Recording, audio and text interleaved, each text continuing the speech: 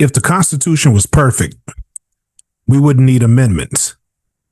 And if the Constitution was just, it wouldn't have taken centuries of protests, bloodshed, and rebellions to make it livable. The Constitution is not a miracle. It's a compromise. And once you understand that, American politics starts to make a lot more sense. Welcome to the Max Clark Show. Welcome to the Max Clark Show, where we talk about things that matter. And welcome to Season 1, Episode 1 of the People's Civics Project, understanding power, law, and democracy from the Constitution to the world. Now, before we get started, I want to inform you that this podcast is for educational and informational purposes only. I'm not a lawyer. Nothing you hear on this show should be considered legal advice. This is civics education for the people. So let's get to the why. Why this series, why this season, why this episode exists. It exists because right now, the Constitution is being invoked every single day. Politicians use it. Judges hide behind it. Pundits weaponize it. Everyone claims the Constitution is on their side. And most people listening know a little bit about the Constitution, but not necessarily know how it was created and what it was designed to do. This season exists to change that. Not so you can win trivia, not so you can sound smart on social media, but so you can't be lied to anymore. The Constitution, it's not a sacred text. It's not a sacred text, contrary to popular belief. The Constitution is a power document written by people with power to protect power during a moment of political fear. Let's fast track backwards. After the American colonies won independence from Britain, the founders didn't immediately write a constitution. They tried something else first. It was called the Articles of Confederation. The Articles of Confederation were built on one big fear. We just escaped the tyrant. Don't create another one. That right there. So the federal government under the Articles of Confederation was intentionally weak. No strong executive, no power to tax, no real enforcement power. And on paper, that sounds democratic. In reality, it was chaos. Imagine trying to run a country where the central government has no money, no muscle, no authority, but everyone still expects stability. The states printed their own money, debt piled up, veterans weren't paid, farmers lost land. And the people in power, they panicked. They started to freak out. But here's the part they don't teach clearly in school. The biggest fear wasn't foreign invasion. It wasn't Britain coming back. The biggest fear was the people themselves,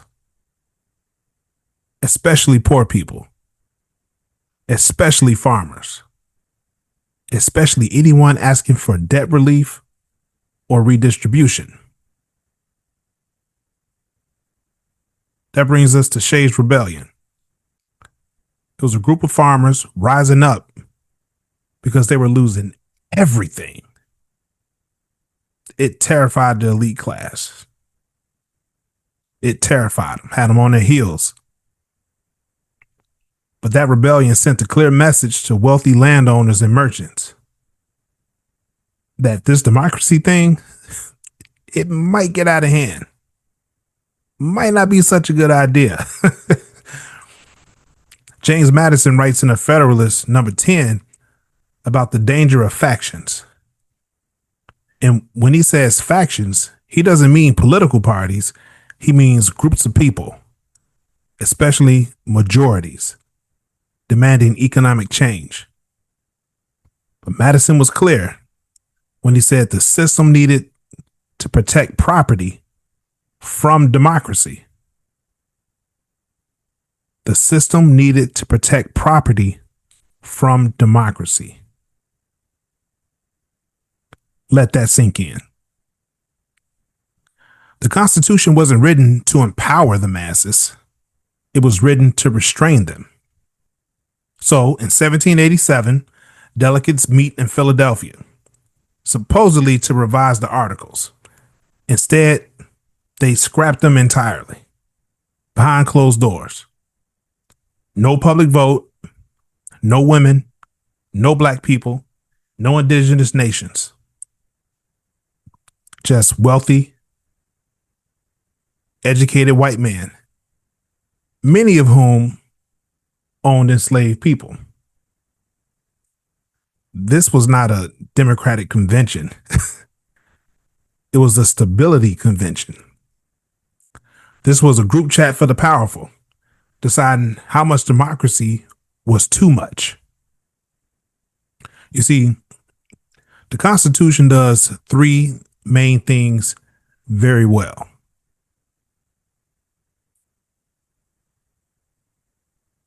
Bicameral legislature, electoral college, lifetime judges.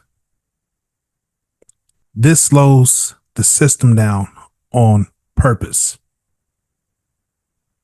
Contracts, commerce, debt enforcement. No national popular vote. Senators originally were chosen by state legislatures. This wasn't a mistake. It was intentional. The founders trusted democracy, just not too much. The Constitution did not abolish slavery. It protected it. It did not guarantee writing votes. It avoided them. It did not define equality. That came later through struggle. Justice was not baked into it. Justice had to break into it. That makes sense. Every time someone says, "That's unconstitutional," you should ask, according to whose interpretation? Every time someone says, "The founders never intended," you should ask, intended for who? Because the Constitution isn't frozen in time, but power keeps trying to freeze it where it benefits most. The Constitution doesn't protect democracy by itself. It only provides the rules of the fight. And that's what this season is about. Not tearing the Constitution down, but understanding it well enough to defend democracy from people who misuse it. The most important thing to understand is this. The Constitution has been amended. It has been expanded. It has been challenged. And every expansion of freedom came because regular people applied pressure. Democracy doesn't survive on reverence. It survives on participation and knowledge. The Constitution is not the finish line of American democracy. It's the starting point. And the people decide where it goes. Next episode, we're breaking down who actually wrote the Constitution and who was completely locked out of the room. If this episode helped you see the system differently, I want you to share it. I want you to hit the like button. I want you to hit the subscribe button. I want you to hit the share button. That's how civic education spreads. Love somebody, but more importantly, love yourself. Think while it's still legal. And remember, what they'll do to the least of us, they'll do to the rest of us. That's the Max Clark Show.